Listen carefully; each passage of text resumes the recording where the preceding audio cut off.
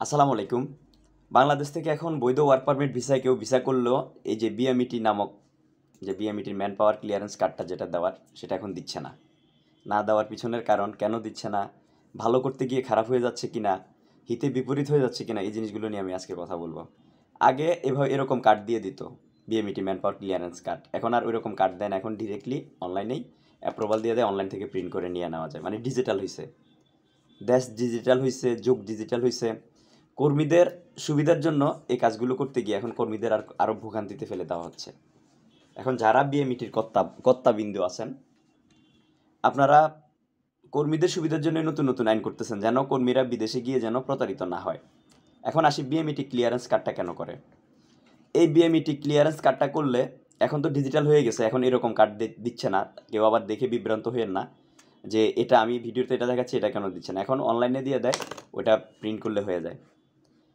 তো এই BMET clearance কার্ডটা দেওয়ার উদ্দেশ্য হচ্ছে, যদি বাংলাদেশ থেকে বুয়েসেলে বিএমইটির ক্লিয়ারেন্স কার্ডটা দিয়ে দেয়, তার মানে আপনি যে বিষয় নিয়ে যাচ্ছেন এই বিষয়টা 100% জেনুইন ভিসা। আপনি গেলে সে দেশে নিয়োগ করতে পারবেন, আপনার কাজের নিশ্চয়তা আছে, আপনার কোম্পানি ঠিক আছে, আপনার সব কিছু এনসিউরিটি তারা জাস্টিফাই করে আপনাকে ক্লিয়ারেন্স কার্ডটা দিছে। আচ্ছা ভাই, এই বিএমইটি ক্লিয়ারেন্স কার্ড দিয়েই তো মালয়েশিয়াতে হাজার হাজার লোক যাচ্ছে, মালয়েশিয়াতে হাজার হাজার লোক গিয়েছে। ওখানে কি 100-এ 100 সবাই সবাই কি ভালো আছে?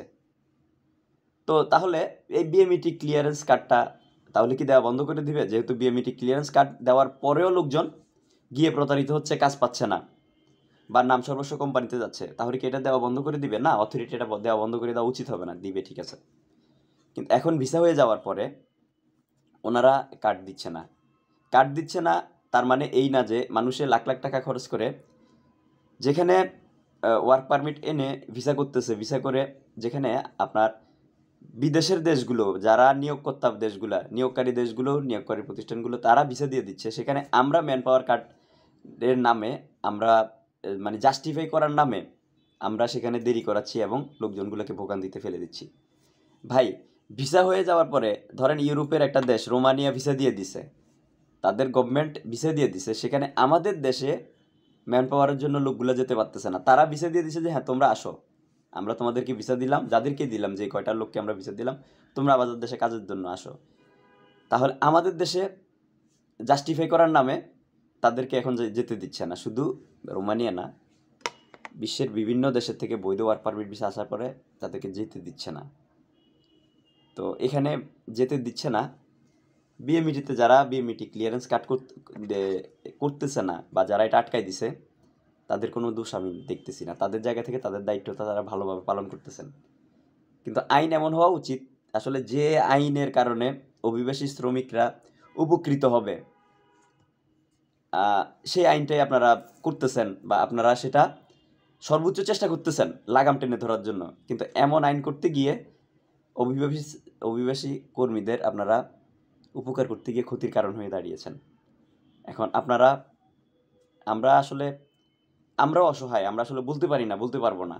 কারণ আমরা যদি আপনাদের চোখে আঙ্গুল তুলে দিয়ে আপনাদের ফল্টগুলো কোন জায়গায় ওগুলো বলতে যাই, কালকে আপনারা আমাদের বিরুদ্ধে দাঁড়িয়ে যাবেন, সেজন্য বলতেও পারবো না।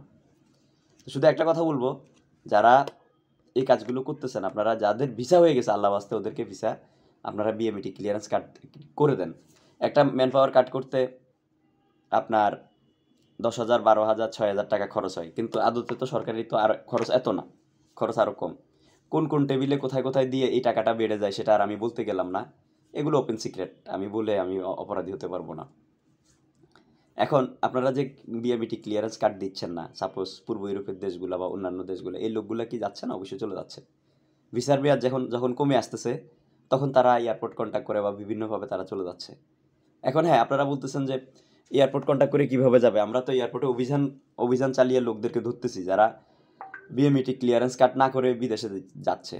আচ্ছা, একটা লোক বিদেশে যাওয়ার জন্য ভিসা টাকা খরচ করে ভিসা দিয়ে সে বিএমইটি ক্লিয়ারেন্স কার্ড করতে না পারার কারণে তো বৈধ ভিসা থাকা সত্ত্বেও সে আপনার এয়ারপোর্ট কন্ট্যাক্ট করে যাচ্ছে।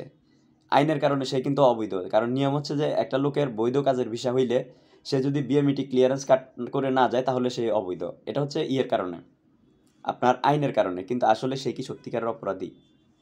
এখন আপনাদেরই তো দায়িত্ব যে তার যেহেতু বৈধ ওয়ার্ক পারমিট ভিসা হয়ে গেছে, তাকে দ্রুত বিএমইটি ক্লিয়ারেন্স কার্ডটা করে দিয়ে তাকে পাঠিয়ে দেওয়ার পথটা, বিদেশ যাত্রাটা সুগম করে দেওয়াটা আপনাদের দায়িত্ব। আপনারা সেই প্রতিবন্ধকতাটা সৃষ্টি করে তাকে আবার আপনারা অপরাধী বানিয়ে দিচ্ছেন। এখন এই যে বিএমইটি যারা বৈধ ভিসা হওয়ার পরেও যারা করতেছে না, অবৈধ পন্থায়, অর্থাৎ আপনাদের ভাষায় আর কি অবৈধ পন্থায় এয়ারপোর্ট কন্ট্যাক্ট করে তারা যাচ্ছে, তাদেরকে ঠেকানোর জন্য এয়ারপোর্টে বিএমইটির লোক আছে। এখন দেখেন, আগে এয়ারপোর্ট কন্ট্যাক্ট করলে এক শ্রেণীর লোকে টাকা খাইতো, তখন এয়ারপোর্ট কন্ট্যাক্টের টাকাটা ছিল কম। এখন যেহেতু আপনারা নতুন নতুন সংস্থা তৈরি করবেন এগুলোকে ব্যারিকেড দেওয়ার জন্য, তাহলে নতুন নতুন সংস্থাটাকে ম্যানেজ করার জন্য কিন্তু নতুন নতুনভাবে আবার ফান্ডিংটা বেড়ে যাচ্ছে। অথবা যারা এয়ারপোর্ট কন্ট্যাক্ট করতেছে তারা বৈধ ওয়ার্ক পারমিট ভিসা থাকার পরেও তারা থার্ড কোনো কান্ট্রির বিএমইটির কর্তাদেরকে চোখে ধুলা দেওয়ার জন্য, যদি কোনোভাবে টাকা দিয়ে ম্যানেজ করতে না পারে, তাহলে তাদের চোখে ধুলা দেওয়ার জন্য তারা কিন্তু থার্ড কোনো কান্ট্রির ভিজিট ভিসা করে তারা লোকগুলোকে আপনার এয়ারপোর্ট কন্ট্যাক্ট করে তারা বাংলাদেশ থেকে যেতে সাহায্য করতেছে। আমি সাহায্য করতেছে এটা এই জন্য বলতেছি, কারণ যেহেতু ম্যান পাওয়ার কার্ডটা বৈধ ভিসা হওয়ার পরও ম্যান পাওয়ার কার্ডটা আটকিয়ে দিয়ে তাদেরকে আটকে দেওয়া হচ্ছে ম্যান পাওয়ার কার্ডটা না করে দেওয়ার কারণে, আমি সেই অর্থে সাহায্য করতেছে বলতেছি, কিন্তু আইনের দিক থেকে কিন্তু ওইটাও অবৈধ। এখন এমন আইন, যে আইনের কারণে বৈধ জিনিসটা অবৈধ হয়ে যাচ্ছে, সেই আইনটা শিথিল করা বা সেই আইনটা বাতিল করা উচিত আমি মনে করি, অথবা সেই আইনটাকে সাইডে রেখে এই কাজগুলোকে সহজ করে দেওয়া উচিত আমি মনে করি। বেশি কিছু বললাম না, বেশি কিছু বলতে গেলে মাটিতে বাড়ি দিলে গুণাগার চেতে যাবে। তো শুধু একটা কথাই বলবো, আমরা যাতে বাংলাদেশি, আমরা ইলিগেল কাজটাকে লিগেল তরিকে করার জন্য আমরা মাহির। এই যে আপনারা বিএমইটি ক্লিয়ারেন্স কার্ডটা আটকাই দিচ্ছেন, ফায়দা কী হয়েছে বলেন? দিন শেষে কিন্তু ভুক্তভোগী হচ্ছে বিদেশগামী কর্মীরাই। তার কারণ হচ্ছে অতিরিক্ত টাকা খরচ করে ম্যান পাওয়ার না হলেও এয়ারপোর্ট কন্ট্যাক্ট করে যাচ্ছে। আর যারা এয়ারপোর্ট কন্ট্যাক্ট করতেছে তারাও কিন্তু যেন জবাবদিহিতার মধ্যে আসতে না হয়, তারাও কিন্তু কৌশলে বৈধ ওয়ার্ক পারমিট ভিসাধারীকে আপনার থার্ড কোনো কান্ট্রির আপনার ভিজিট ভিসা করে দিয়ে সেভাবে কিন্তু লোকগুলাকে পাঠিয়ে দিচ্ছে। যেখানে 10,000 টাকা বা 6,000 টাকা খরচ হতো ম্যান পাওয়ার করতে, সেখানে কিন্তু 60,000 টাকারও উপরে খরচ হয়ে যাচ্ছে। দিন শেষে ভুক্তভোগী হচ্ছে বিদেশগামী কর্মীরাই। যারা এই সেক্টরটা নিয়ে কাজ করেন, আমি বলবো, বিনীতভাবে অনুরোধ করবো, আপনারা একটু শিথিল করেন। যেহেতু অন্যান্য দেশগুলো আপনাদেরকে বিদেশে যাওয়ার জন্য কর্মীদেরকে ভিসা দিয়ে দিচ্ছে যাওয়ার জন্য, আপনারা এটাতে নতুন করে প্রতিবন্ধকতা সৃষ্টি করেন না। আপনারা নতুন নতুন শ্রমবাজার সৃষ্টি করতে ব্যর্থ হচ্ছেন, কিন্তু যারা কষ্ট করে যেভাবে হোক এই শ্রমবাজারগুলোকে চালু করতেছে, ভিসা আনতেছে, তাদেরকে অন্তত তাদের লাগাম টেনে ধরেন না।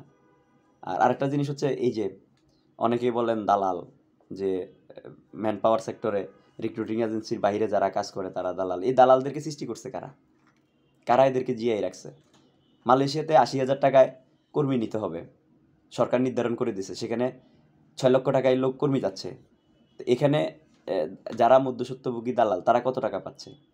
যারা সরাসরি সিন্ডিকেট অফিস তারা কত টাকা পাইকারি রেট দিছে? এই জিনিসগুলো আপনারা একটু খতিয়ে দেখেন, তাহলে আপনারা বুঝতে পারবেন আসলে ব্যবসা টিকিয়ে রাখার জন্য দালালদেরকে সৃষ্টি করছে কারা দালালদের কে বাঁচিয়ে রাখতেছে। কারণ কোনো একটা মালয়েশিয়াতে একটা কর্মী যাওয়ার পরে যদি কমপ্লেন করে, আপনার আইনের ফেসে বলবে যে টাকা দিছে কাকে? ওই পাড়ার মহল্লার অমুক ভাইকে দিছে, তমুক ভাইকে দিছে। তখন এজেন্সির নামে কমপ্লেন করলো, এজেন্সি বলবে তো আমরা সরাসরি ওর কাছ থেকে টাকা নিই নাই, আমরা সরকারের বেঁধে দেওয়া নিয়ম 80,000 টাকায় আমরা লোক বিদেশে পাঠাইছি। এখন টাকা তো তারা দিছে যে দালালকে দিছে, এলাকার এলাকার ভাইকে দিছে, ওই সব টাকা নিছে। আমরা তো সরকারের নিয়ম অনুযায়ী টাকা পাঠাচ্ছি, আমরা ওই টাকা নিয়ে বিদেশ পাঠাইছি।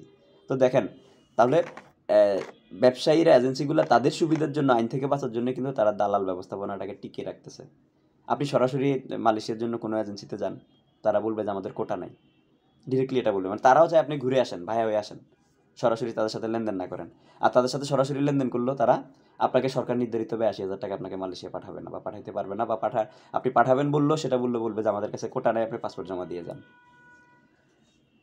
বেশি কিছু বললাম না, আসলে বেশি কিছু বলতে গেলে অনেকের গায়ে লেগে যাবে। আমি ছোট মানুষ, ক্ষুদ্র মানুষ, আমি আর বেশি কিছু বললাম না। আমি একটাই রিকোয়েস্ট করবো যে আপনারা যে যার জায়গায় আছেন অন্তত অভিবাসী কর্মীদের নিয়ে ভাবেন। অন্তত যেগুলো ভিসা হয়ে গেছে সেগুলোকে আপনারা একটু ম্যান পাওয়ার কার্ডটা দিয়ে দেন, অন্তত আল্লাহর রাস্তায় সেগুলো চলে যাক। কারণ বিদেশে নিয়োগকর্তাদের অত ঠেকা পড়ে নাই যে তারা বাংলাদেশ থেকে এত কাহিনী করে লোক নিয়ে যাবে। আপনারা যে নিয়ম বেঁধে দিচ্ছেন তাদের অত ঠেকা পড়ে নাই। আরও অন্যান্য দেশ আছে, তারা কর্মী অন্যান্য দেশ থেকে নিয়ে যাবে প্রয়োজনে। ভালো থাকবেন, ভালো রাখবেন। আসসালামু আলাইকুম।